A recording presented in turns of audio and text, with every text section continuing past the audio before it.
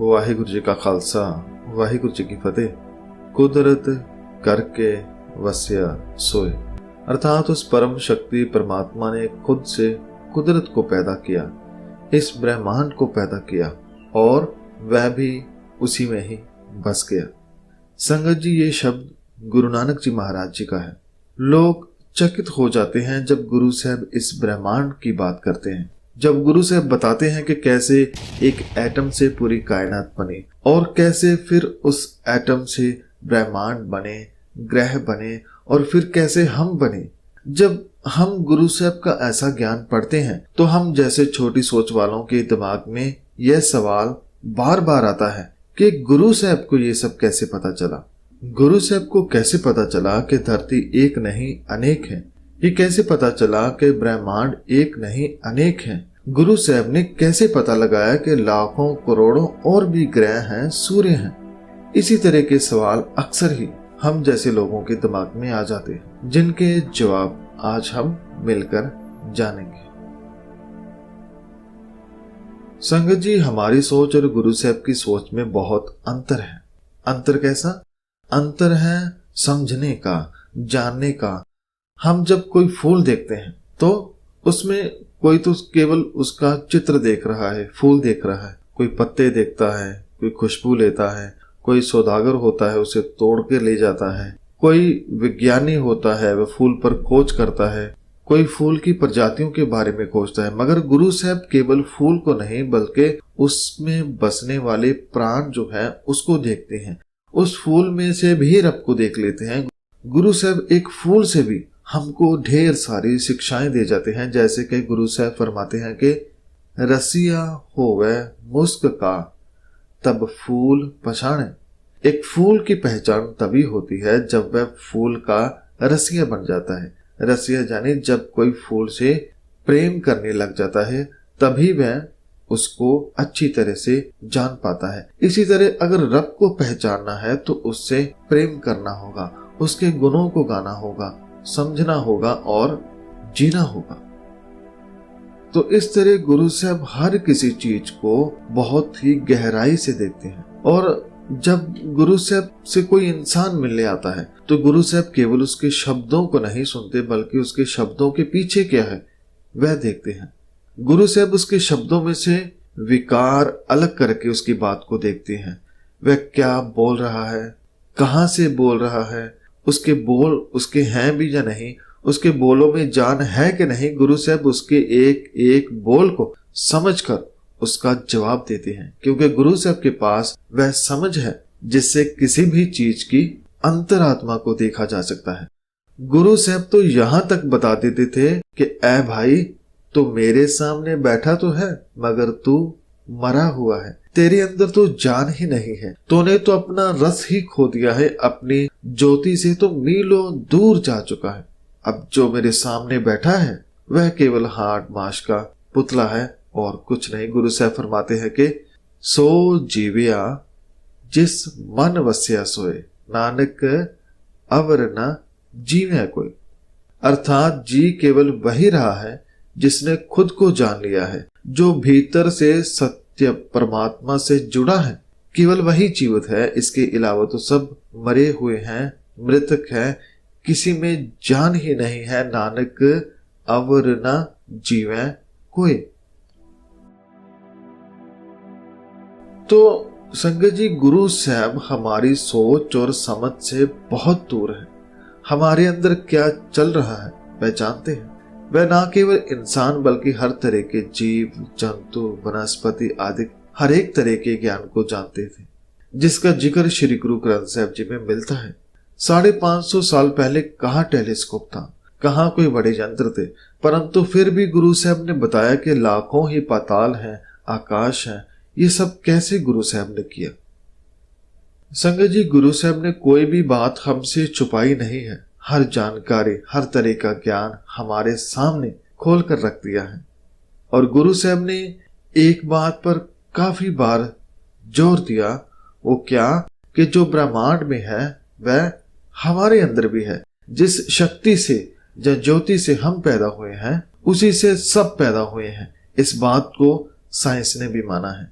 आप इसके बारे में खोज भी कर सकते हैं। बस केवल आपने लिखना है यूनिवर्स विद इन मी। पूरी सच्चाई आपके सामने आ जाएगी कि कैसे ब्रह्मांड और हम एक हैं, कौन कौन से तत्व से ये ब्रह्मांड बना है और किससे हम बने हैं। इस सब की आपको समझ आ जाएगी। जब कोई इस सवाल को समझ लेता है तो उसे एक बात तो साफ हो जाती है कि कोई एक पावर हर किसी में काम करती है, जिसे गुरु साहब ज्योति कहते हैं। गुरु साहब फरमाते हैं कि सर्ब ज्योत पूर्ण भगवान रहा। सभी में पूर्ण भगवान की ज्योति है। जो इस बात को समझ लेता है उसके लिए आगे की बात समझनी थोड़ी आसान हो जाती है।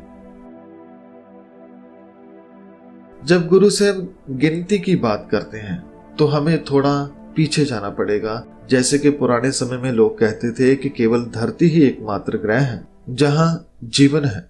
फिर और खोज हुई तो पता चला कि नहीं, इस कायनात में धरती के साथ साथ और भी हजारों ग्रह हैं। संगत जी, ये बात ध्यान रखें कि पहले कोई साइंसदान नहीं होता था। धर्मी लोगों ने ही पहले इन सब की खोज की, जिसको आज विज्ञानी आगे बढ़ा रहे हैं। और वे मानते हैं कि ग्रंथों की बातें सत्य हैं और वे अब इस खोज में लगे हैं कि इन्हें ये सब कैसे पता चलता था। इसी सवाल को आज हम कवर कर रहे हैं। तो जैसे कि हम समझ रहे थे कि फिर कुछ और खोज हुई तो पता चला कि हजारों नहीं लाखों ही और ग्रह हैं। परंतु जब गुरु नानक जी ने ब्रह्मांड के बारे में जाना तो उन्होंने कहा कि यह ब्रह्मांड तो फैलता ही चला जा रहा है। इसमें लाखों करोड़ों नहीं बल्कि अनगिनत ग्रह हैं, धरतियां हैं, सूर्य है, जिसकी गिनती को लिख पाना कठिन है। गुरु साहब फरमाते हैं कि खंड पाताल असंख्य मैं गणत न होई।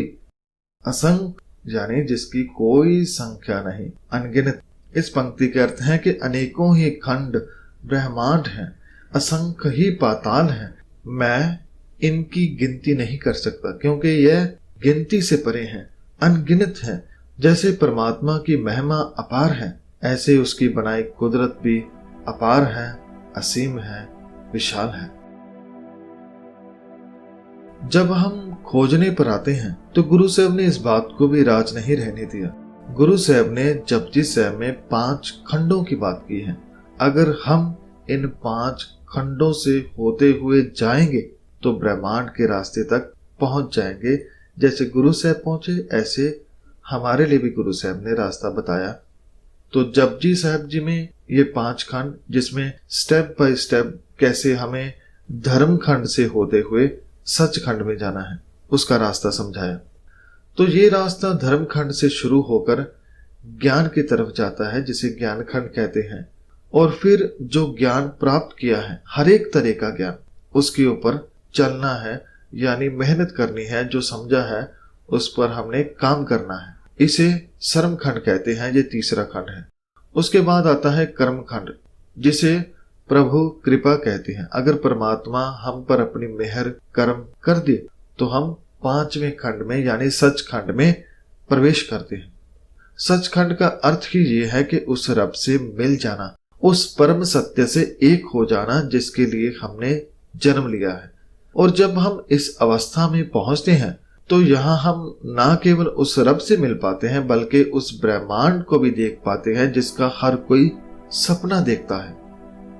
और संगत जी, अब तो मेरी बातें भी आपको सपने जैसी ही लग रही हो, क्योंकि इस अवस्था को शब्दों में बयान नहीं किया जा सकता। तो मैं ऐसा करता हूँ, मैं एक बार इस श्लोक के आपको दर्शन करवा देता हूँ जिसमें सचखंड का जिक्र है। और इसमें क्या कुछ लिखा है आप खुद समझिए, मैं आपको पढ़कर एक बार सुनाता हूँ। ये 5वें खंड की बात है। सच खंड वसै निरंकार। सच खंड में यानी परमात्मा से एक होने वाली अवस्था में हमें अपने भीतर ही वह परमात्मा नजर आ जाता है। वह परमात्मा जो कर वेख्या नदर निहाल, वह परमात्मा जो सारी सृष्टि को रचने वाला है। और ना केवल रचने वाला बल्कि उसकी अपनी कृपा दृष्टि से संभाल भी करता है, उसको संभालता है। और इस अवस्था में और क्या होता है? तिथ्य खंड मंडल वर भंड, यानी रब से एक होने वाली अवस्था में इंसान को असंख्य खंड ग्रह मंडल बेअंत ब्रह्मांड नजर आते हैं। वह इतने ज्यादा हैं कि जे को कथय त अंत न अंत।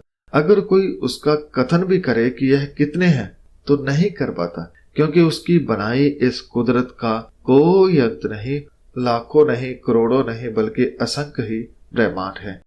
और क्या नजर आता है? तिथ्य लो आकार।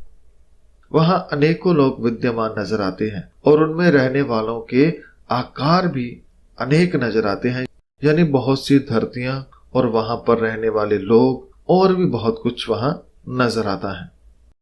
जीव जीव हुक्म तिवै तिवकार। इस अवस्था में पहुंचकर ये भी बात समझ आती है कि हम अपने आप कुछ नहीं कर रहे होते।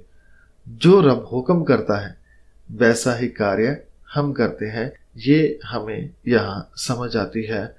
उसके बाद फरमाते हैं कि वेख्य वेगिसय कर विचार।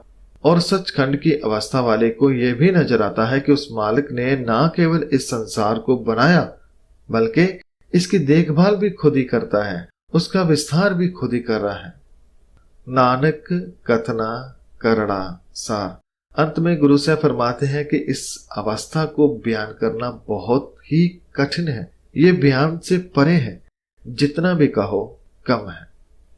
तो संगत जी, गुरु साहब कैसे ब्रह्मांड तक पहुंचे, उसका रास्ता क्या है, गुरु साहब ने हमें सब कुछ समझाया है। और संगत जी, हम इस अवस्था तक पहुंच जाएं, ऐसी अरदास हम सबको गुरु साहब से करनी चाहिए, ताकि हम भी उस मालिक के दर्शन कर सके जिसने ये सारा जग बनाया। वह है तो हमारे अंदर ही, पर विकारों की दीवार के कारण उससे मिल नहीं पाते, लेकिन जब मिलते हैं तो फिर कोई दीवार बाकी नहीं रह जाती और सच से हम मिल जाते हैं। और ये सब होता है जब हम गुरबानी से पूर्ण तौर पर प्रेम से जुड़ जाते हैं और फिर हम सचखंड में प्रवेश कर पाते हैं। तो संगत जी, अंत में मैं यही कहना चाहता हूं कि ये जो हमने पूरी विचार की, ये पूरी है या नहीं ये आपने निर्णय करना है। मगर मैं केवल इतना जानता हूं कि गुरु साहब खुद परमात्मा का रूप है। उन्होंने ना केवल हमें इस ब्रह्मांड के बारे में बताया, बल्कि उससे पहले क्या था उसके बारे में भी गुरबानी में फरमाया। जैसे कैसे जगत बना, पहले क्या था, कौन सी चीज पहले पैदा हुई, हर किसी के बारे में गुरबानी में गुरु साहब ने लिखा है, जिसकी मैंने अलग से वीडियो भी बनाई हुई है, आप उसे भी देख सकते हैं।